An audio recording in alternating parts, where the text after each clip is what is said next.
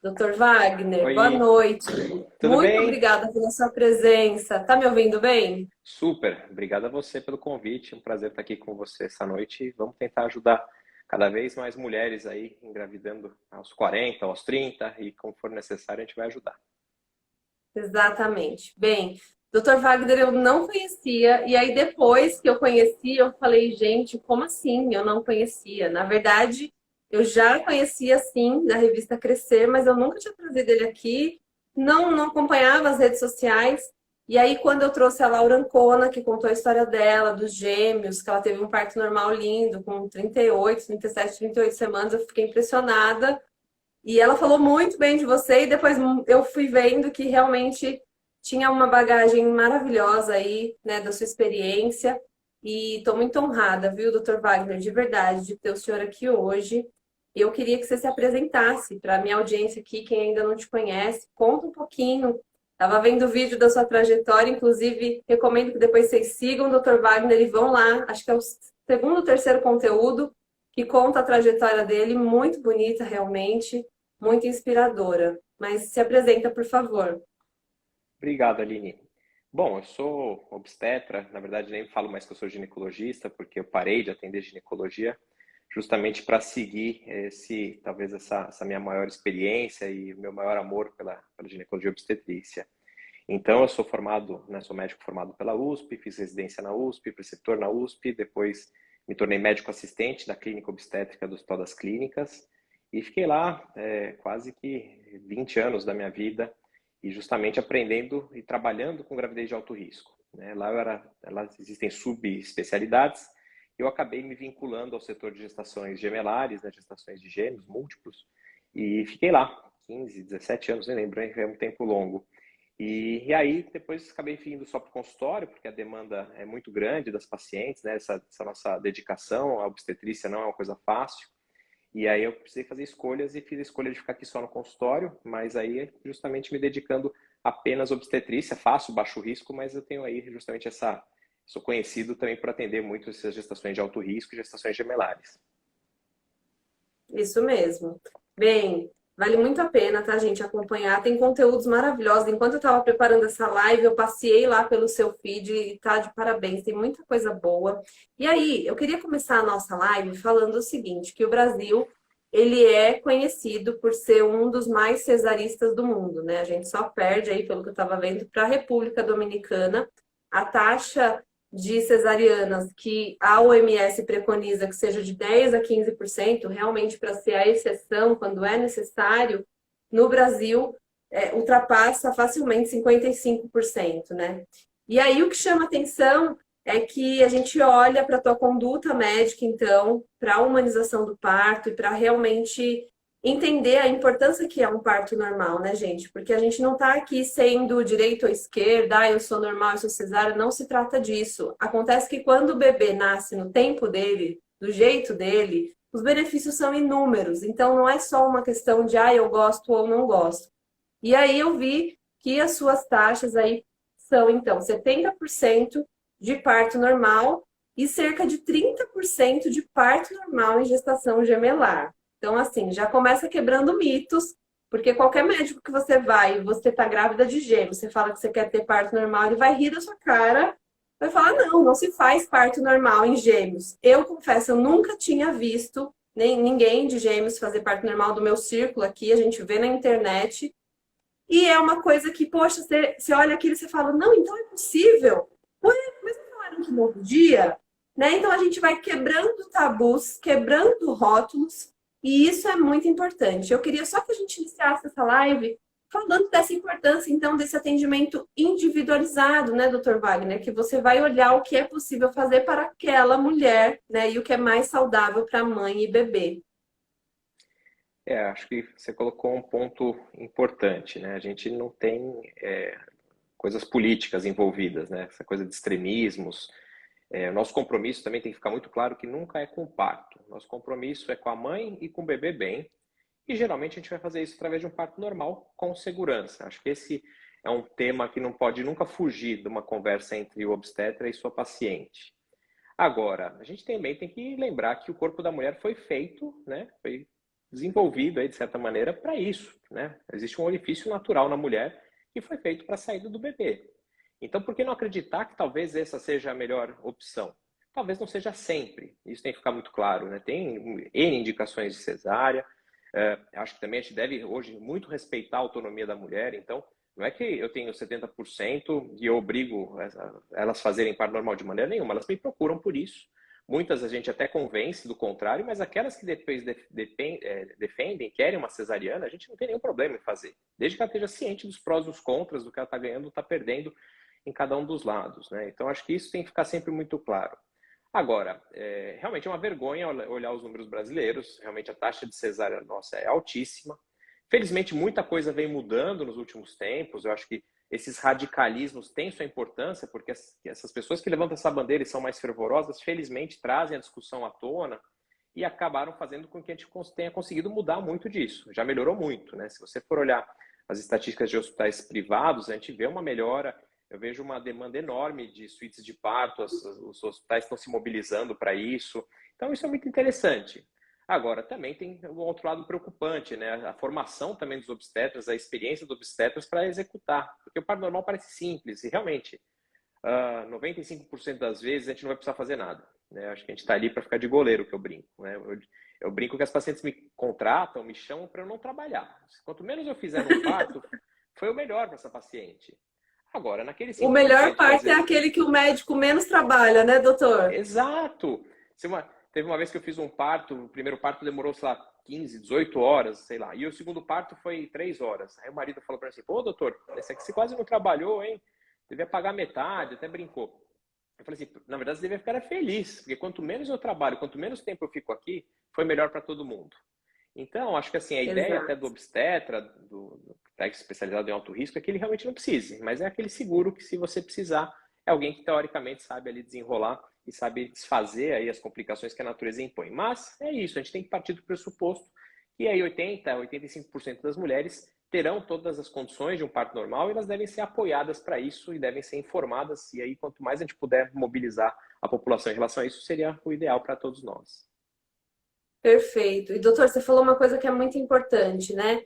Eu não sou contra a cesárea de forma alguma. Há mulheres que realmente ela está decidida, ela quer uma cesárea. Só que é o que eu falo aqui, você só toma decisões, você só tem poder de escolha quando você tem conhecimento. Se você não tem conhecimento, você não está fazendo uma escolha. Você está só sendo induzida ou seguindo ali o que você acha que é o certo.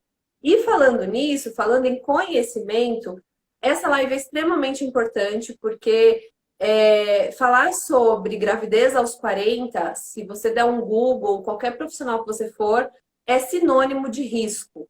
E eu criei esse perfil justamente por isso, porque eu só ouvia de risco e eu falei, meu Deus, não é possível que só tem risco. E sim, tem vários riscos, mas não é feita só de riscos, né? Então, de novo, olhar para cada caso é o que importa. E aí, pensando nisso, eu já ouvi vários médicos falando que gravidez aos 40 já é de risco só por ter 40, que mulheres de 40 anos têm que fazer cesárea. E assim, eu nunca entendi, né? Poxa, como que a idade é um fator determinante de uma cesárea? O que tem a ver, né? E, enfim, a gente sabe que não é bem assim, né? Não existe essa regra, esse 880.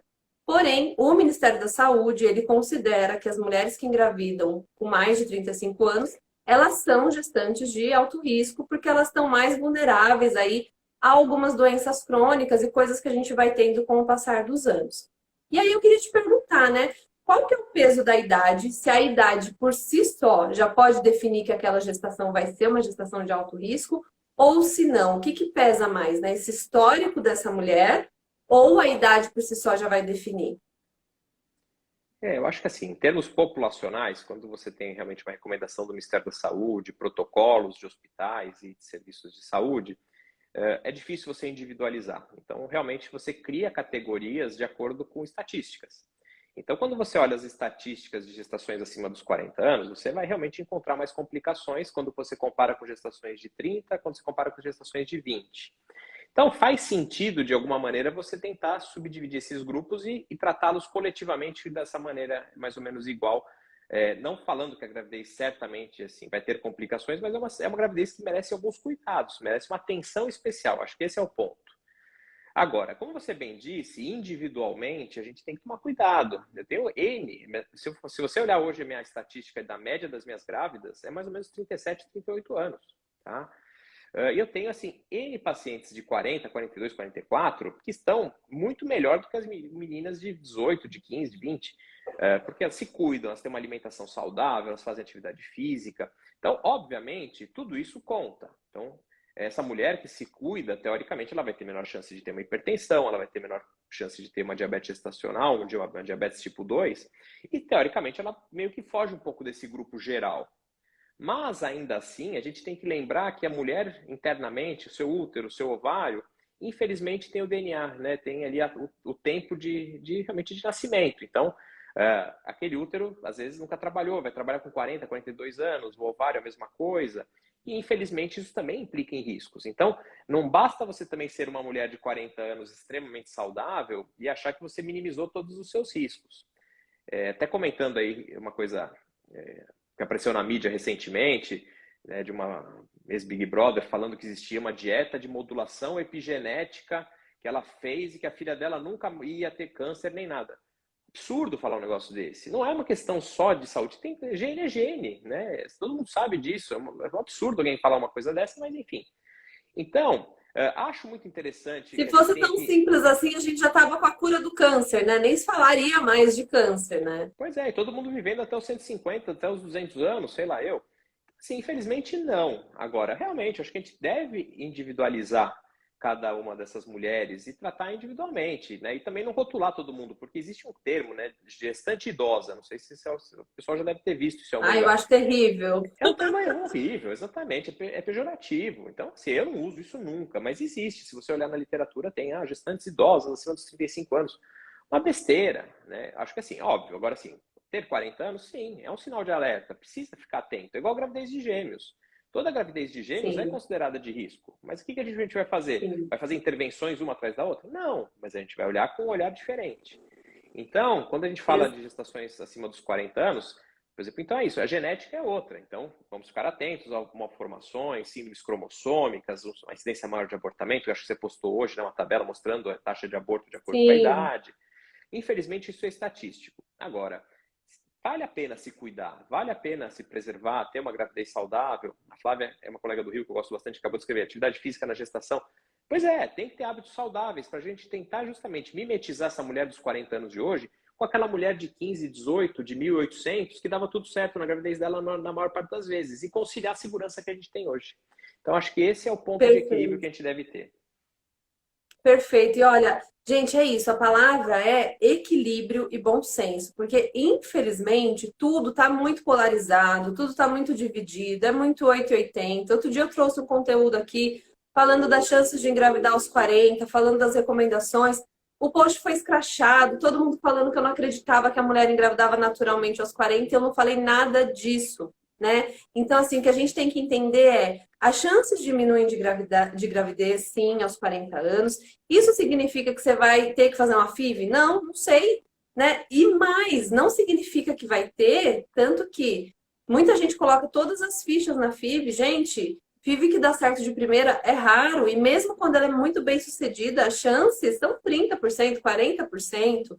Então, assim, a gente precisa sair desse lugar supérfluo de colocar tudo no 8 e no 80 e entender no bom senso. Então, sim, uma gravidez de 40, né, só sintetizando, ela vai ligar, sim, um sinalzinho de alerta. Mas, se você for uma pessoa saudável, que faz atividade física, que se alimenta direito, as suas chances de ter uma gravidez saudável pode ser até maior do que aquela menina de 25 que fuma, que tem hábitos ruins. Então, assim, precisamos ponderar e sair desse lugar aí óbvio e de extremismos. Isso é fundamental, porque senão ou elas ficam apavoradas, doutor, ou elas simplesmente ligam o dane-se e falam: "Ah, não, isso é tudo balela, minha vizinha lá que bebe, engravidou com 45, tá tudo ótimo", e não é, nada é regra, né?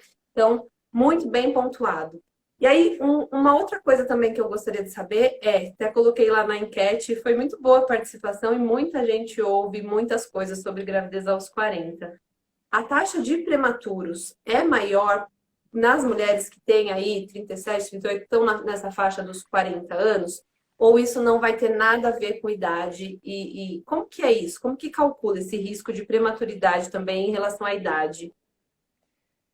Quando a gente fala em prematuridade, a gente tem que tem dois pontos a pensar, né? A gente tem a prematuridade espontânea, que é aquela mulher que do nada entra em trabalho de parto, ou que a bolsa rompe, não tem às vezes uma explicação muito boa para isso, e a gente tem aquelas prematuridades induzidas por condições adversas.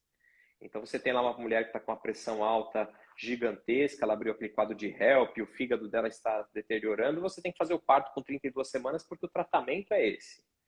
Então, essas duas coisas acabam influenciando uma taxa maior de prematuridade nas mulheres acima dos 35, 40 anos, porque, como a gente conversou já previamente, né, existe um risco aumentado de hipertensão, existe um risco de diabetes gestacional, então, só por isso, teoricamente, você vai aumentar estatisticamente a prematuridade dessas mulheres, mas, como eu falei, uma prematuridade induzida por conta das condições adversas.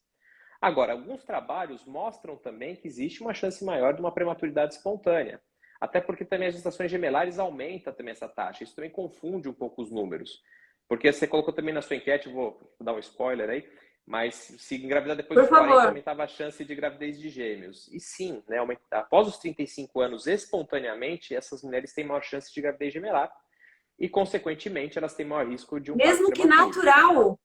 Sim, isso é bem estudado. Você tirando as mulheres Que que fizeram interessante. fertilização, Por quê, as, doutor? as mulheres acima dos 35, 40 anos, às vezes elas têm uma dificuldade para ovular, né? Por isso que muitas vão acabar indo para uma reprodução assistida. E o que o corpo faz? Fala assim, não, não, você vai conseguir ovular, eu vou dar um estímulo ainda maior para você e você vai conseguir ovular. Na hora que ele faz esse estímulo do FSH, que é aquele hormônio que recruta os folículos, em vez de recrutar um único folículo, que é o normal, o mais comum, ele acaba recrutando 2 ou 3. E aí a mulher acaba ovulando 2 ou 3 óvulos e aí elas acabam sendo fecundados, né, por os milhões de espermatozoides que estão ali e elas acabam engravidando de gêmeos espontaneamente com maior taxa. Então, quando a gente olha retrospectivamente, a taxa de gêmeos aumentou no mundo mais ou menos em 100%. A gente tinha mais ou menos 1,5% de gêmeos no mundo e agora a gente tem mais ou menos 3%. E quando você olha esse aumento, você fala assim, mas foi a fertilização, não foi? 2/3 desse aumento realmente foi decorrente das técnicas de reprodução assistida. Mas o outro 1/3 foi porque as mulheres engravidam depois dos 35 anos com mais frequência, e isso acabou pesando nesse resultado. Uau! Que interessante. Eu achava que era só devido a esse número recorrer mais à FIV do que as mais novas. Então, naturalmente, também é maior. Olha só, gente, aprendendo, hein? Aprendendo. Essa informação acho que eu nunca tinha trazido aqui, não. Inclusive, eu achava que era mito. Muito bom. Agora, quando a gente fala, doutor, de ficar atento, né, de ligar ali uma luzinha de alerta, né, realmente prestar mais atenção nos exames e tal, tem diferença o pré-natal de uma mulher com menos de 35 anos e com mais de 35 anos? E aí, se tem, né, o que que muda na prática, assim, para elas ficarem atentas?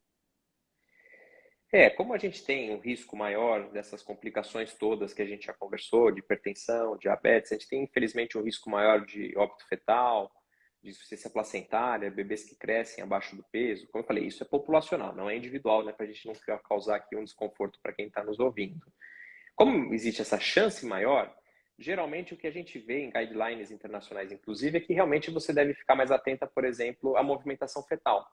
Então, aquela coisa de contar chutes ou de mexer a cada 4 a 6 horas, que é uma recomendação que a maior parte dos obstetras passa, isso deve ter uma importância maior quando você fala com uma mulher acima dos 35 e mais ainda acima dos 40.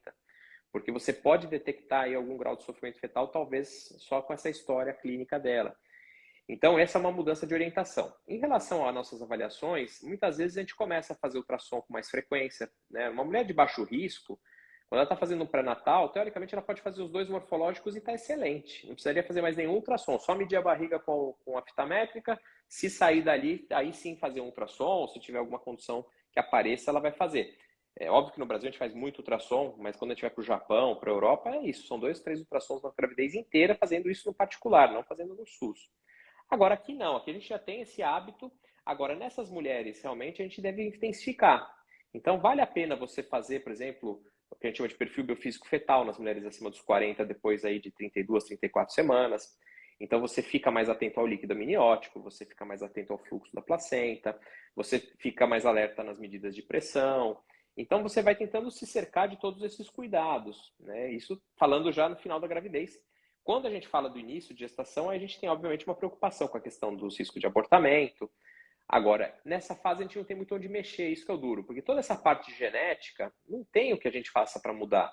Então é isso que a gente conversou. Não há pré-natal excelente que vai, por exemplo, provavelmente salvar uma gestação que está indo para um abortamento. Um bebê que tem uma alteração cromossômica, uma síndrome de Down, esse bebê não tem como ser modificado mais. Uma vez que começou assim, teoricamente ele vai evoluir dessa maneira.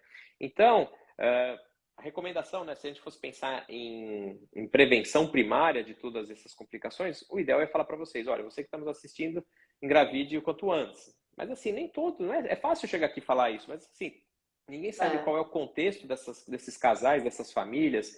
Então, assim, ela tem a justificativa dela para querer engravidar com 40, 42, 43, e faz parte do profissional justamente dar esse apoio, né? Acho que assim, a gente não pode desencorajar, falar, nossa, só vai ter uma gravidez com 42 anos, meu Deus, isso é loucura, você vai... Não, acho que aí você tem que o quê? Vamos falar, olha, vamos engravidar? Tá bom, você fuma, vamos parar de fumar. Você está acima do peso? Vamos tentar emagrecer? Vamos tentar fazer uma atividade física? E aí entrar nas melhores condições.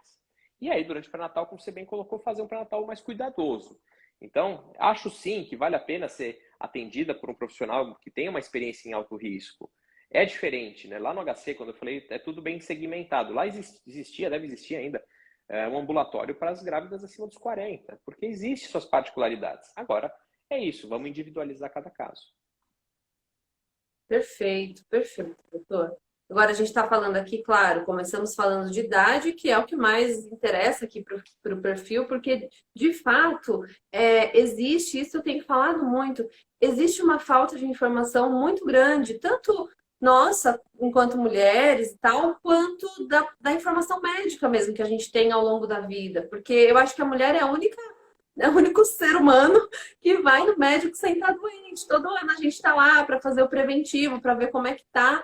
E não se fala quase nunca sobre fertilidade ou sobre reserva ovariana. E é uma conversa tão rápida, né? Em 10, 15 minutos você consegue dar um panorama, falar ali e deixar essa informação na cabeça. Mas o que acontece é que eu vejo é assim, até os 35 anos não se fala disso e quando pergunta se é mãe e tal, não sei o quê, não, não sou, ah, não, tudo bem, você ainda é jovem. Só que se você chega lá com 38, você é mãe e tal, não sei o quê, não, não sou, mas eu quero engravidar. Aí já vem assim, nossa, mas ó, gestação de risco, você tem que correr porque não dá, porque ó, é síndrome de Down, porque não sei o quê. Então assim, você tá super tranquilo, achando que tá tudo ok com você, porque é isso, você sai ali e fala, nossa, meus exames estão perfeitos, você sai super bem. E de repente você cai num abismo e aí você descobre, às vezes, uma endometriose, baixa reserva ovariana, às vezes até mais cedo. Mulheres com 32, 33 têm me contado aqui que descobriram que estão com uma baixa reserva ovariana. Então, assim, falta muito nessa informação. E aí, na falta da informação, às vezes, vem um certo terrorismo, né? Eu acho que é muito importante a gente entender, então, tá, eu adiei, não se culpar porque adiou, porque você não sabia, né? Hoje a gente tem e está sendo muito difundido a questão do congelamento de óvulos, que é uma super oportunidade, se você pode, ou mesmo que você acha que não pode, vai buscar saber, vai buscar entender como funciona, porque para quem quer adiar, gente, é o que tem de melhor opção no momento, né? Então, não chorar esse leite derramado e nem se culpar, se aterrorizar, é entender, tá? O que eu tenho é isso, o que eu posso fazer de melhor com isso, né? E a partir daí seguir, é bem o que o senhor falou e eu acho muito, muito importante essa fala. Agora, além do fator idade, tem outros fatores que são muito importantes para uma gestação de risco. Claro que a gente não vai falar de todos aqui, porque teria que ser um simpósio, né? Uma live de uma hora. Mas quais são os mais conhecidos e que é preciso ficar de olho? Então, até citei, né? Trombofilias, incompetência do istmo cervical, né? O útero não fica ali bonitinho do tanto que ele tem que ficar. O que é mais conhecido e que a gente precisa ficar atento também, que leva à prematuridade, que vai levar a complicações? Teoricamente, uma das coisas mais perigosas na gravidez é a hipertensão. É a doença hipertensiva específica da gestação, que a gente chama de pré-eclâmpsia. Então, no Brasil, a pré-eclâmpsia sempre foi líder aí de mortalidade materna. E é algo que tem uma relação com condições de base da mulher e com a idade. Então, por exemplo, eu acho que um foco importante é esse, que é uma doença que é não prevenível, talvez hoje a gente possa dizer até sim, mas para as formas graves, hoje a gente já tem recursos para modificar isso, né? Tem alguns trabalhos, um dos trabalhos foi até um amigo meu, o Daniel Ronick, que fez isso lá brilhantemente em Londres, e eles estudaram o uso da aspirina em grávidas de risco para pressão alta e reduziu aí 60, 80, 90% dos casos graves. Então, por exemplo, isso é uma Nossa, coisa que tem que ser difundida e tem que ser super simples, acessível para né? todos. É simples, exato. Então, assim, teoricamente, tem 3 exames de sangue que a gente colhe a partir de 11 semanas para fazer junto com o morfológico que vão ajudar nessa predição. Mas, de repente, você fala assim, poxa, Wagner, mas de repente no SUS as pacientes não têm acesso a esse exame. Assim, talvez porque não, de repente, para a mulher que tem 40 anos e algum outro fator de risco, por que já não coloca, então, essa aspirina para ela? Né? Uns 100 miligramas à noite, será que vai fazer tão mal? Acho que trabalhar um pouco também com esse tipo de flexibilização. Se você não tem acesso, por exemplo, aos exames, talvez tratar.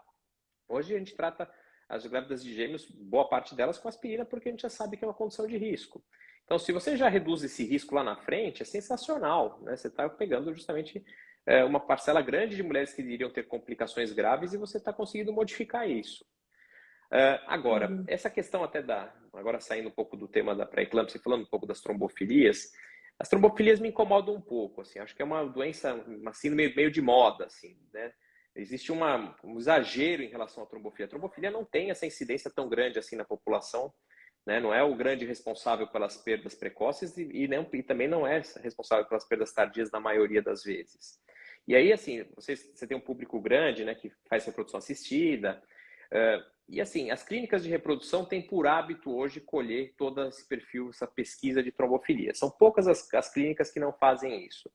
Isso me preocupa, porque esses exames, isoladamente, sem um histórico, teoricamente não tem grande valia, na maior parte das vezes. Tem exames que 30% das mulheres têm alterado. Então, a gente vai pegar uma paciente que não tinha nada, a gente vai descobrir um exame alterado, e aí, a partir daí, a gente não vai tratar com uma aspirina, a gente vai tratar com anticoagulante. A gente vai usar a enoxaparina sódica, que é uma medicação injetável, que é uma medicação cara, que teoricamente tem complicações aí hemorrágicas, eventualmente, que vai muitas vezes fazer com que essa mulher não possa esperar um trabalho de parto, que ela vai ter que induzir um parto, ou ela vai ter uma cesárea. Então não é uma coisa tão inócua assim, e eu acho que isso é um exagero na pesquisa dessas trombofilias e também de como você manejar. Então, assim, hoje eu recebo pacientes, às vezes, de reprodução que já vêm usando Clexane, aspirina, meticortem, natoxinas, sei lá, é um mundo de coisas. E assim, a minha sensação é que assim, é uma concorrência, é um business, né? Acho que assim, uma concorrência, assim, eu não posso entregar menos para minha paciente, então eu vou dar tudo. Só que assim, será que a gente está fazendo bem para essas mulheres mesmo? Eu tenho certeza que a gente está fazendo mal para Será que muitas dar tudo é delas. eficiente, né? Será Exato, que muitas vezes o menos não vai ser mais? Eu acho muito importante essa reflexão, doutor Wagner. É igual o caso de biópsia, né? Que às vezes eu vejo sendo feito em mulheres com 33 anos, com 34 anos. E eu fico pensando também que é uma coisa para se pensar, gente. Se você estivesse engravidando naturalmente, será que você teria tantos filtros assim, né? Nossa, não, eu não quero se meu bebê tiver isso, eu não quero se tiver aquilo. Ai, o que que eu posso prevenir? Porque aí parece que realmente a gente está criando um produto, né? Que tem que ser perfeito, que tem que ser o melhor, que tem que ser incrível, que tem que ser uma joia. Então, excelente, excelente esse ponto de vista. E agora, no caso das trombofilias, tem algum indicativo, alguma coisa que fale assim, não, essa mulher aqui precisa ou não? O que que é, assim, fundamental de olhar? Porque talvez se essa mulher que está tomando agora e nos ouviu, ela vai ficar, caramba, e agora? Será que eu estou tomando certo, estou tomando errado? É para parar, é para continuar? Já adianto que nunca pare nada, porque a gente não conhece o seu histórico exatamente, né? Então, mas acho que é legal justamente a informação para você questionar. Fala, olha, doutor, tá, ó, apareceu ali, ó, MTHFR heterozigoto com hemocisteína de 13, óbito fetal com 33 semanas. Existem outras causas. A mutação da metileno tetrahidrofolato redutase, que é essa MTHFR, é altamente prevalente na população. A homocisteína, realmente, se ela tiver aumentada, existe uma correlação com uma trombofilia, e aí precisa tomar cuidado, né? Então, precisa ver o valor de referência da homocisteína da Télbia, pode até ser que no caso dela envelhecesse. Mas assim, não é para todo mundo. Se a homocisteína está normal e você tem a mutação, você não deve fazer nada, não é uma trombofilia. Agora, quem a Ou gente vai seja, a rastrear? homocisteína é um indicador importante. Sim, às vezes você pode. Não, em vez de você dosar a metileno aí, fazer essa análise genética, você vai direto para a homocisteína. Se isso for homocisteína é normal, você não precisa nem saber se você tem essa mutação ou não, porque não vai fazer diferença, porque sua enzima faz a conversão, tá tudo bem. Agora, quem que você deve tomar uma atenção especial no pré-natal, né? Quem você fala assim, não, essa mulher eu preciso investigar uma trombofilia. Aquela mulher que tem 2, 3 perdas consecutivas precoces, então ela teve 2 abortamentos, 3 abortamentos, a gente chama isso de aborto habitual. Apesar das trombofilias não serem a maior causa disso, talvez valha a pena. E assim, não são todas as trombofilias que têm relação com abortamento de repetição, isso tem que ficar claro também. Então, Ah, precisa de um cuidado diferente. Se você tem, por exemplo, alguém na família, fala assim, poxa, meu pai teve uma trombose com 50 anos. Isso é estranho. Se ele não estava acamado, se não fez uma cirurgia, se ele não tinha nenhum fator de risco para isso, você fala, opa, melhor checar. Talvez ela possa ter alguma alteração genética que predispõe a isso. Se ela teve, por exemplo, uma pressão alta na gravidez muito severa, com 28 semanas, fez um quadro de HELP, essa mulher pode ter alguma questão. Se ela teve uma perda tardia, como apareceu aqui, infelizmente, em alguns casos, né, os sentimentos para quem tem as perdas tardias é muito difícil, tem que ser pesquisadas, porque não é esperado que um bebê, né, dentro do útero se perca com 32, 34, 37 semanas. Então, você tem que buscar também o histórico. Não é porque você vai fazer uma fertilização que você tem que varrer tudo antes de fazer isso, né? Eu entendo que são gestações extremamente valorizadas, que às vezes você tem lá 2, 3 embriões, ou tem um único embrião, e você fala, meu Deus, se eu transferir esse e não der certo, o que eu faço? Eu entendo isso. Talvez no seu caso até se justifique de repente. Mas se você tem aí 3, 4 embriões, se você tem 38 anos, eu sei que a perda é muito difícil, mas assim, a gente não pode pesquisar 1 milhão de pessoas para achar uma. Porque senão também essas 999 mil, elas vão seguir com medo, né? Carregando o medo dentro de si. E aí, às vezes, vão tomar um Clexane desnecessariamente, tomar um anticoagulante, e isso traz complicações. Eu acho que isso é difícil, assim, a gente ver alguém falar ter essa transparência, porque, assim, muitos também dos que fazem a fertilização, eles fazem a fertilização e mandam embora. E quem cuida somos nós, e nós vemos as complicações depois. Então, precisa ter esse discernimento, tem que tomar esse cuidado, porque existe um exagero na pedida de exames em relação a trombofilias, não só trombofilias, né? Também falando da parte nutricional, é um absurdo. E também das intervenções desnecessárias que depois a gente precisa ajustar. E cabe também ao obstetra de alto risco reconhecer uma indicação equivocada e ter coragem de também falar, olha, isso não é produtivo para você, isso não é seguro para você. olha, nossa, doutor, muito obrigada, porque realmente difícil ter essa transparência. A gente sabe que sim, a fertilização in vitro, os tratamentos são maravilhosos, eles têm a sua indicação. Porém, Sim, cada ano surgem mais adendos, sabe? Mais ferramentas, mais aditivos ali. E aí, de repente, parece que tudo aquilo é super necessário, né? Você falou da parte da nutrição. Realmente, se a mulher for entrar nessas ondas, ela pira, ela surta, porque assim, ela tem que virar um alien, entendeu? Ela tem que comer só orgânico, ela tem que isso, ela tem que. Gente, assim, calma, calma, né? Eu acho que também tem uma coisa de confiar no nosso corpo, de confiar no processo. Tem mulher que acha que qualquer coisa que ela fizer, ela vai perder o bebê, e eu entendo que é esse medo, porque provavelmente você já passou por perdas. Mas não é bem assim. Se uma gestação tá, se um bebezinho ali está se desenvolvendo bem, não é uma coisa que você vai comer, não é algo que você vai deixar de usar que vai fazer com que ele pare de se desenvolver, né? Então acho que a gente realmente precisa desse bom senso, sabe? Desse pé no chão e pegar realmente os recursos que é para você. Então, se você só tem um embriãozinho ali, você já está com 40 anos, 42 anos, tal, pode fazer a biópsia? Biópsia faz, para você de repente evitar uma perda que vai ser muito mais dolorosa, né? Mas realmente tudo isso tem que se pensar, porque a gente está falando de um mercado bilionário que está crescendo assim absurdamente.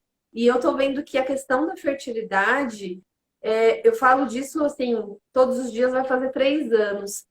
Cada dia eu vejo uma solução nova, um recurso novo, uma startup nova, uma marca nova, porque as pessoas estão olhando para isso. A gente está deixando para engravidar mais tarde, isso é um problema. Isso não é legal, super bacana. Não, isso é um problema e ainda não se inventou como que rejuvenesce os óvulos, né? Então, cuidado, porque às vezes as soluções aparecem e parece realmente um milagre, né? Esses dias alguém falou dessa dieta aí epigenética que o senhor citou. Outra pessoa veio e me contou que fez um rejuvenescimento de óvulos. Eu falei, gente, como é que é esse negócio? Porque cuidado, gente, muito cuidado. A gente está falando de dinheiro, a gente está falando de indústria e a gente precisa sim ter muito cuidado. Então, obrigada pela transparência. Agora, a gente falou de idade, a gente falou da hipertensão, falamos das trombofilias. É uma coisa que aparece com certa frequência, até menos, mas assim, se eu fosse elencar, são as mulheres que têm uma incompetência para levar essa gestação até o final, o colo do útero abre e aí, enfim. Costuma ser um problema ou não? Isso só vem depois? Tem mais alguma coisa aí que a gente tem que ficar de olho antes? Competência cístico-cervical, felizmente é rara, né? Não é uma coisa tão frequente assim, mas acontece, e é realmente desastroso, porque muitas vezes o diagnóstico é quando ela perde um bebê. Então ela precisa perder um bebê de, às vezes, de 18, 20, 22 semanas para identificar que aconteceu isso, e aí sim você fazer uma circlagem, que seria o tratamento de escolha, que é dar pontos no colo do útero para isso ser resolvido. E realmente, Uhum. infelizmente, o diagnóstico pré-concepcional disso é raríssimo, né? Por mais que você possa fazer uma esterossalpingografia, que seria talvez até para uma outra coisa, para avaliar a trompa, e às vezes você vai ver, olha, tem um refluxo pelo colo e tal. É muito difícil, sabe? Não é um diagnóstico fácil e não se faz isso de rotina, mas também porque não se justifica. Por ser um exame invasivo, não ser bom para isso e teoricamente é pouco frequente. Acho que a Uhum. grande questão das mulheres que engravidam mais tarde é que justamente elas deixam para testar o útero delas também mais tarde. Então, aquela mulher que de repente ela só tem lá, 2 embriões, ela transferiu, teve gêmeos, 40 semanas, 40 anos, e aí de repente, 20 semanas, o colo do útero abre, não dá tempo, e ela acaba perdendo ali a gestação e fala, puxa, tá vendo? Se eu soubesse disso antes, né, poderia ter feito diferente. O problema é como é que você poderia ter sabido disso antes? Só testando antes. Esse que é o difícil. Então, por isso que a gente tem uma preocupação também dessa deixar para engravidar muito tarde, além da questão que você comentou, às vezes, puxa, de repente não tem mais óvulos, os óvulos, né, a menopausa precoce, tem essa coisa de você testar seu útero previamente. Então, para mim, quando chega uma Uhum. mulher, por exemplo, com 40 anos, grávida de gêmeos, que ela já teve duas gestações anteriores, uma gravidez anterior que ela foi até o final, já me dá mais uma segurança. Por quê? Porque ela levou uma gravidez até o final. Então, eu tiro essa informação e falo, bom, provavelmente o útero dela é competente para carregar pelo menos um bebê até 3 e pouco, então talvez dois de 1,700. Uma conta que você pode extrapolar, óbvio. Não é assim, né? Tem N casos também de perdas de mulheres que tiveram gestações anteriores perfeitas. Mas isso dá uma tranquilidade. Aí vem uma mulher de 42 anos, grávida de trigêmeos, que eu nunca, assim, eu não sei nem como é que o corpo dela se comporta com um. Como é que vai se comportar com três? Eu não sei. Ah, então vamos fazer uma circlagem para todo mundo, porque de repente a gente vai prevenir. Não dá, é uma cirurgia, né? Você vai passar ponto, vai ter uma cirurgia. Então, esses são os desafios. Então, assim, competência cervical, inclusive se a gente for ser acadêmico, você tem que ver a mulher perder 2 ou 3 bebês cada vez mais precocemente. Isso é clássico da literatura, que é um absurdo, né? Acho que isso também tem que acabar tendo um bom senso. Não dá para você deixar uma mulher perder 2, 3 bebês para você chegar à conclusão de uma coisa que você já imaginava no primeiro. Então também acho que é isso, essa é Exato. uma flexibilização que tem que existir. Se uma mulher perde um bebê com 18 semanas que ela não sentiu nada, de repente quando o bebê já estava nascendo, provavelmente é A essa a grande explicação. chance. Exato. É. Então vamos tratar essa mulher, não precisa esperar ela perder 2, 3 para você chegar a essa conclusão. Agora, é engraçado que Exato. eu recebo muita mulher que infelizmente cursa com uma perda assim, até típica, que passa com 2, 3 obstetras e ninguém reconhece. É um diagnóstico Exato. básico. Não precisa de grande Exato. coisa, é história clínica. Então, e é fácil de Ainda resolver. existe Ainda existe, doutor, uma ideia, assim, de que não, a gente só começa a investigar depois da terceira perda. Isso já é ultrapassado, né? A Sociedade Americana já colocou que são duas, e às vezes até em uma, exatamente como você falou. Se a gestação foi muito adiante, estava tudo certo, da noite para o dia o negócio ficou ruim, também já dá para ter uma desconfiança, né? Então, eu acho que é isso, é sair dessa caixinha do rótulo, da regrinha e falar, não, peraí, não preciso fazer isso aqui, eu já tenho ideia do que é, né? Exato, tem coisas simples que você pode fazer. E acho que isso, assim, o que me incomoda às vezes um pouco é porque assim, a gente consegue individualizar muito as mulheres no nosso sistema particular, que tem acesso a plano de saúde. Então eu posso pedir uma pesquisa de trombofilia, que o plano vai, agora os planos questionam, mas eu faço lá um relatório, eles aceitam. E a paciente que não tem acesso a isso, né? Assim, por que não pode se individualizar essas mulheres no SUS também? É muito triste, né, de ver. Eu acho que essa flexibilização tem que ser para os dois lados. Então me preocupa muito quando assim eu vejo às vezes uma live que às vezes o colega fala: "Ah, então você faz uma biópsia de endométrio, aí você faz não sei o quê, aí você faz o embrião, você biopsia o embrião, transfere só os euploides, aí você vai usar todos não sei quantos compostos, tal, coenzima Q10". Aí ele fala assim, coitada daquela mulher que não tem acesso a tudo isso. Assim, será que então a gravidez dela vai ser horrível? Vai ser desastrosa? Ela não tem esperança? E não é verdade. É isso que você falou, às vezes tem um exagero em tudo isso. É, óbvio que individualmente, ok, legal, mas também você que está ouvindo a gente assim, não tem acesso a tudo isso, saiba que a natureza é sábia. Então a natureza faz as coisas funcionarem direito. São poucos os casos que fogem.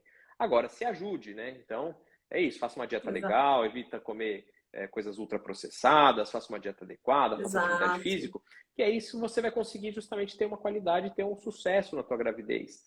Agora, voltando Exato. até fugir do tema da incompetência estímulo cervical, outra coisa importante às vezes vale a pena fazer aquele rastreamento, por exemplo, de medir o colo do útero no segundo trimestre para todo mundo. É um exame simples, barato. Então, tem muitos serviços que relutam ainda para isso, né? Mesmo em guidelines internacionais, a gente vê alguns lugares que falam, não, a gente não faz isso para todo mundo. Poxa, custa fazer um ultrassom transvaginal e ver se o colo da mulher é curto ou não? E assim, a gente sabe que em mulheres de colo curto, a gente tem medidas para modificar esse curso. Se não é uma incompetência, mas é uma predição para parto prematuro, essa paciente se beneficia de uma progesterona, ela se beneficia às vezes de um repouso relativo, uma atenção especial. Então, eu acho que assim, é isso. Eu acho que às vezes dá para ser um pouquinho também além, no coisa simples, e você modificar o curso dessa gravidez com segurança. Nossa, é um pouquinho de bom senso, né? Poxa, isso aqui nem vai custar tão caro. Qual que é o custo-benefício disso? O benefício vai ser muito alto, porque se eu descubro aqui, eu já tenho que fazer, né? Essa mulher não vai precisar perder esse bebê, passar por tudo isso, que também acaba tendo um custo, né? Até para a saúde pública. Então, existem brechas muito grandes e que a gente precisa, né? Poxa, bebês prematuros que ficam ali usando todos aqueles equipamentos, uma UTI neo, né? Que depende de poxa, de muita tecnologia, muitos profissionais ali. Quanto que custa tudo isso, né? Quanto será que dali não poderiam ter sido evitados? Se tivesse um cuidadinho, assim, né? Um olhar a mais. Isso é muito importante. Bom, antes de seguir aqui com o nosso roteiro, tem umas perguntinhas chegando, doutor. Não sei o nome dela, mas QG Cavalcante está perguntando se a adenomiose severa aumenta muito as taxas de aborto. Infelizmente, sim.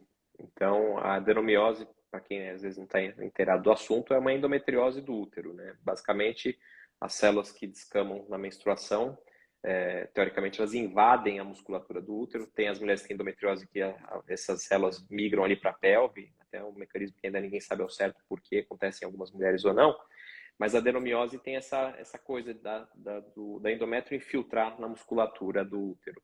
E de alguma maneira, essa reação inflamatória altera a vascularização, então a recepção talvez também desse útero não seja adequada. Então o embrião, quando ele se implanta ali, às vezes ele pode não se implantar de uma maneira boa e eventualmente correr o risco de uma perda por conta disso. Então sim, infelizmente a adenomiose pode ser uma causa de abortos mais frequentemente e também tem uma relação aí com parto prematuro, com pressão alta na gravidez. Então a endometriose e a adenomiose, infelizmente, são fatores de risco. Esse final de semana teve um congresso do Endotalks, né, do Tomio e o Tomioka, que acho que já teve aqui com você, enfim, são os grandes especialistas no assunto. Eu fui lá comentar um pouquinho sobre isso, sobre gravidez, e infelizmente gestações nessas mulheres podem ser um pouco mais perigosas, então merece também um cuidado. Né, se você tem uma endometriose profunda, quer engravidar, não pensa só na fertilidade, mas pensa também de ter uma gravidez mais saudável. Então, se o seu médico às vezes recomenda uma cirurgia, pode ser que seja interessante também, não, né? Não estou falando que é uma regra para todo mundo. E também tem que operar com gente que sabe, né? Não adianta. Tem muita gente que fala que faz cirurgia para endometriose e deixa trocentos mil lesões lá. Não vai resolver. E aí parece que não funciona por isso. Então você tem que buscar realmente um serviço que saiba fazer isso, faça direito. E aí, consequentemente, a gravidez tende a ser melhor também. Você minimiza aí talvez esses riscos de abortamento, prematuridade espontânea, que a gente sabe que tem uma relação com, por exemplo, com os casos de endometriose e de adenomiose.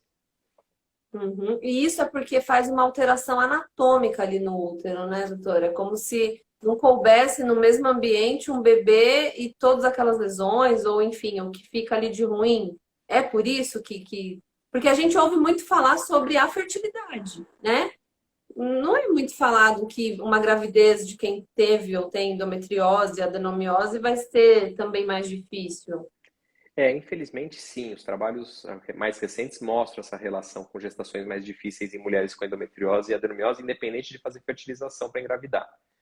A questão não é muito anatômica, não, porque as lesões muitas vezes são muito superficiais. O que se imagina, que se aventa, ninguém sabe exatamente por que tem essas complicações, mas é justamente isso. Teoricamente, as lesões de endometriose liberam ali fatores inflamatórios e aí dificultam também a implantação da placenta, da angiogênese. Então, tudo isso parece corroborar para uma placenta que não entra tão bem no útero, um útero que também talvez anatomicamente não tenha o mesmo preparo, então a musculatura realmente é um músculo que está comprometido, por exemplo, com a adenomiose, ele fica realmente comprometido. Então, isso pode também aumentar a taxa de cesárea, isso sabidamente acontece. Então, as mulheres com endometriose e adenomiose, quando engravidam, têm uma chance maior de cesárea quando comparado às mulheres sem. Às vezes, sangramento pós-parto, porque é um útero que contrai difícil. Então, infelizmente, realmente essa patologia que hoje é muito frequente é um caso chato, não só para a mulher engravidar, muitas vezes, né? 30% das mulheres acham que com endometriose tem infertilidade, mas também para ter complicações na gravidez. Então, por isso também o tratamento anterior, às vezes, à fertilização ou à própria gravidez espontânea pode ser interessante. Perfeito, perfeito. Ó, tem um outro comentário da Bárbara e ó, para vocês verem que, assim, parece que a gente combinou com ela para ela colocar isso aqui. Grávida de 10 semanas, obesa, com diabetes gestacional. Fiquei apavorada. Mas agora estou tratando com a doutora Jaqueline da sua equipe, estou um pouco mais segura porque sei que estou sendo bem acompanhada. Então, assim, a gente vive falando que obesidade dificulta a gravidez, né? Para tomar cuidado com diabetes gestacional. Só que aí a pessoa engravidou naturalmente sendo obesa. Então, assim, tá vendo o perigo de você colocar numa balança assim extrema, né? Então, pessoa obesa nunca vai engravidar ou não, né? Então, a importância de olhar para cada caso. Bom, doutor, seguindo aqui, que a gente já está quase no finalzinho aqui da nossa live, eu queria que você falasse um pouquinho sobre a gravidez na FIV, né? Eu já li que é uma gravidez mais diferente, que só pelo fato de ter uma FIV envolvida, ela já pode ser considerada de mais risco. Isso é verdade, não é verdade? Como que é? Como que é vista essa gravidez que vem de uma FIV? Isso é verdade. As gestações pós-fertilização, sabidamente, também têm complicações um pouco mais frequentes do que uma gravidez espontânea. Óbvio que a maior chance de você ter uma gravidez tranquilíssima, ótima, linda e maravilhosa. Mas, quando você compara com uma gravidez espontânea de alguém que não teve dificuldade para engravidar, teoricamente você tem mais riscos. A dúvida é por quê? Será porque as mulheres estão provavelmente com uma idade mais avançada e isso traz algum prejuízo? Será que a questão é realmente o tratamento de reprodução humana que traz algum prejuízo? E parece que não. Os estudos mostram, na verdade, que esse aumento de risco está relacionado à condição de subfertilidade do casal. Então, ali o casal tem alguma questão, por isso que eles têm Ou seja, ela dificuldade já para tem uma engravidar. dificuldade, né? Não é normal igual todo mundo que foi espontâneo. Exato. Então, é difícil falar isso, mas assim, a natureza muitas vezes bloqueia esse processo por conta disso. Ela fala assim, puxa, melhor a gente não deixar essa família que tem alguma alteração caminhar. Né, eu sei que é difícil falar isso, mas é real, assim, a natureza é desse jeito. E aí, felizmente, com as técnicas de produção assistida, a gente consegue driblar muitas vezes essas mulheres que talvez há 60 anos nunca engravidariam e hoje elas estão grávidas. Que bom, que legal que existem esses recursos. Mas isso implica em riscos. Então, teoricamente, pode ser que essa subfertilidade, às vezes a gente não sabe nem por que ela tem essa infertilidade, né? Aquela coisa do isca, né? Infertilidade sem causa aparente. Deve ter alguma coisa ali. E aí a gente só desconhece. E aí, a hora que você faz alguma situação para driblar a natureza, teoricamente, essa mulher pode ter uma gravidez mais difícil. Então, sim, são mais frequentes, né? A questão das placentas prévias, por exemplo, são mais frequentes na fertilização e isso também é independente até dessa subfertilidade. Aí sim tem uma relação com a técnica, né? Você injetou, o óvulo não fez o caminho que ele faria naturalmente, você fez um outro caminho, você fez o caminho ao contrário. Isso, obviamente, deve trazer algum impacto, né? Você pode ter uma chance maior de uma gravidez ectópica, dependendo de como foi feito, de qual é o tipo de fertilização que você fez. Agora, justamente isso é minimizado com excelentes profissionais, quando você transfere um único embrião. Então, você vai tentando minimizar isso. E, assim, justamente uma das coisas que eles tiram na hora de fazer estudos sobre gestações pós-fertilização para ver se realmente a fertilização é perigosa, ou seja, aumenta riscos, você tem que tirar as gestações gemelares. Porque quando você põe os gêmeos são tão complicados, eles aumentam tanto o risco que eles falseiam todos os trabalhos.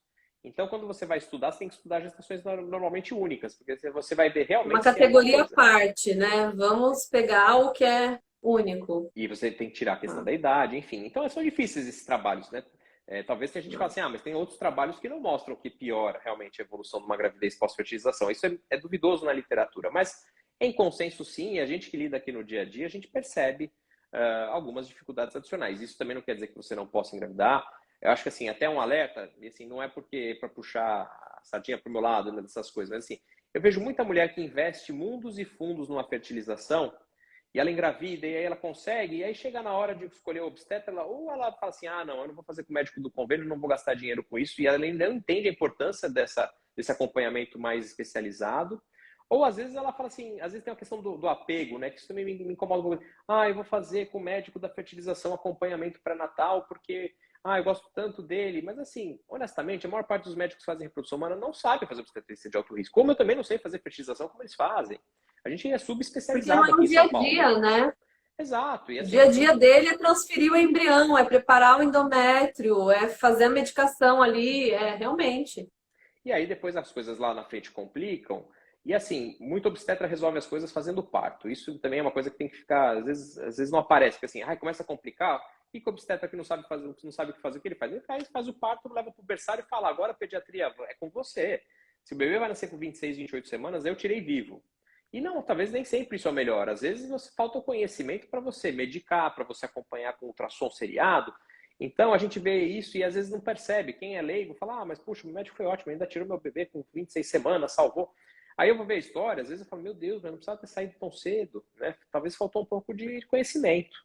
Então acho Além que do que, quanto mais cedo, menor a taxa de sobrevida depois, né, doutor? não só a taxa de sobrevida, mas incidência de sequelas. Então não basta também Exato, as levar sequelas, uma ninguém sequência, fala. uma criança É, viva para eu casa, vejo mas muito isso. assim, ah não, tá lá só para amadurecer o pulmãozinho, só para ganhar peso. O ganho de peso é resultado de tanta coisa que está acontecendo ali, né? Exatamente, tem implicações futuras, né, para essas crianças que são prematuras. Óbvio, é muito bem o que eu falei, você falou mesmo, né? UTI, tecnologia, isso tudo é excelente, mas isso não quer dizer que a gente possa também esquecer que o útero é a melhor incubadora que existe até hoje. Não existe nenhuma incubadora melhor do que o útero da mulher, né? Não existe um útero artificial melhor que isso. Agora, óbvio que quando o ambiente está mais hostil dentro, vamos colocar fora. Mas é isso, às vezes tem uma conta que a gente sempre fala que um dia dentro do útero são 3 dias a menos de UTI, quando a gente fala de prematuridade. Então, é uma conta Uau. absurda. É óbvio que talvez não seja esse número, mas é muito parecido. Então, tem essa consciência de buscar um profissional, justamente, poxa, fiz uma reprodução, investi nisso, eu tenho mais de 40 anos, eu estou grávida de... Buscar um profissional que entende de alto risco, né? Eu não esqueci o nome dela, mas ela elogiando a Jaqueline. A Jaqueline também, ela foi minha aluna, ela é uma profissional que se dedica à obstetrícia, ela segue no Hospital das Clínicas, vinculada a um serviço de excelência, a Úrsula, que é minha sócia, minha auxiliar, está até hoje no HC, a Daniele, que trabalha conosco também. E assim, a gente faz só isso, é dia e noite isso, e as pessoas às vezes não dão valor para essa questão e deveriam dar. E há muitos anos, né, doutor? Quantos anos o senhor tem aí fazendo isso? Puxa, desde 2004, então tem que fazer a conta aí da Quase 20 quase anos, 20 anos. 18 Então, anos. é muito tempo, na verdade, até um É pouco muito antes, né? tempo. Desde 2002, enfim. Então, assim, é muito tempo, são realmente 20 anos fazendo isso, e a gente já viu muita coisa, e a gente vê que muita coisa pode ser evitada. Então, acho que talvez tomar esse cuidado aí para quem está nos ouvindo também. E eu falei, não buscar só isso no profissional particular, mas talvez no sistema público, né? Buscar um serviço de alto risco, um lugar que está mais acostumado, tem opções. Uhum, perfeito. Doutor, já tô acabando, já vou te liberar, tá? Me liberar também, minha filha tá aqui batendo na minha Tadinha. porta. A gente tá sozinha. Pode ir, filha, já vou.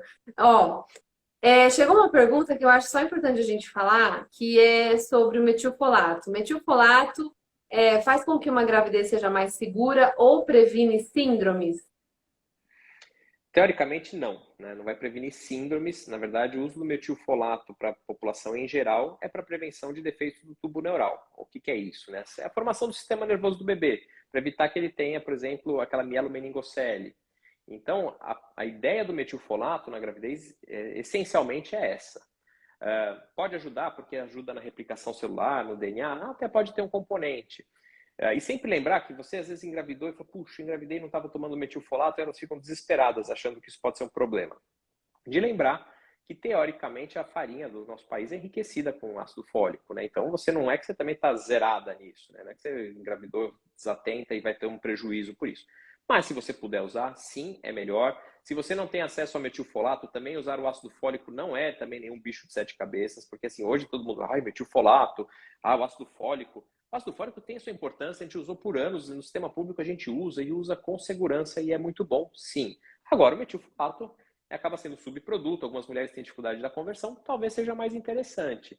Mas é isso, tem um lobby também do laboratório que põe uma pressão tão grande que não é dessa maneira. Então, acho que também tem esse discernimento. Então, sim, o metilfolato é interessante, mas infelizmente ele não muda questões genéticas. O que tem para acontecer da parte genética acontece, como também a questão de dieta, não tem nada que a gente possa modificar. O que modifica, às vezes, a parte genética são modificações do estilo de vida e a idade, que infelizmente realmente faz uma diferença grande. Que é o peso maior, né, doutor? Não adianta. Você está envelhecendo, suas células estão tendo errinhos aí. Não tem muito o que fazer, gente. Sim. Ó, uma última pergunta, doutor, só para fechar a nossa live. E, gente, eu tô vendo que tem muitas perguntas aqui, a gente não vai conseguir responder, mas sigam o doutor Wagner, tá? Consumam lá os conteúdos. Tem coisa aqui que vocês estão perguntando que eu li no feed dele hoje, preparando essa live. Então, assim, vale a pena seguir. A Tatá Simões está falando o seguinte: boa noite, eu tenho 45 anos e gravidez gemelar. Quando é necessário o uso de corticoide para amadurecer o pulmão dos bebês? Ela está de 32 semanas. Perfeito. Essa é uma pergunta recorrente e importante porque não existe, às vezes, uma padronização por conta dos obstetras e, na verdade, existe uma recomendação, tá? Então, vamos lá. O corticoide é uma substância que, teoricamente, ajuda a aumentar a produção de células pulmonares, que a gente chama de pneumócitos do tipo 2, a produzir uma substância que chama surfactante, para que o pulmão desse bebê, se eventualmente ele nascer, ele consiga abrir, fechar, expandir e voltar com facilidade. Aí você fala, poxa, então isso é incrível, né? Então todo bebê que vai nascer prematuro deveria utilizar. O problema é que a gente às vezes não sabe quando vai acontecer isso.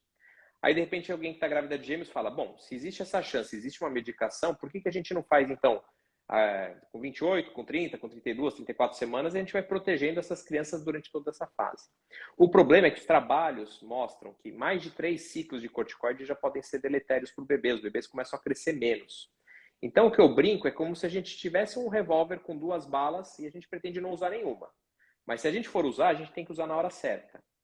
E outra coisa é que o corticoide ele tem uma atuação de no máximo 14 dias. Então, você faz a injeção num dia, faz no outro, 48 horas depois você está no ápice. Você está com a melhor produção de pneumócitos, você está no melhor momento para aquele bebê. Se esse bebê não nascer, esse efeito vai passando. E aí, depois de 14 dias, desapareceu. Então, qual que é a tua ideia? A ideia é que a gente reconheça aquela prematuridade que vai acontecer provavelmente nos próximos 7 dias e aí sim, nessas mulheres, usar o corticoide. Então, respondendo para a Tatá, não se faz corticoide de rotina em gestações gemelares. Você vai fazer corticoide naquela mulher, por exemplo, com colo muito curto, acima de 28 semanas, colo de 10 milímetros. Essa mulher talvez se beneficie. Essa mulher que internou com contrações e você inibiu o trabalho de parto, ela vai se beneficiar do corticoide.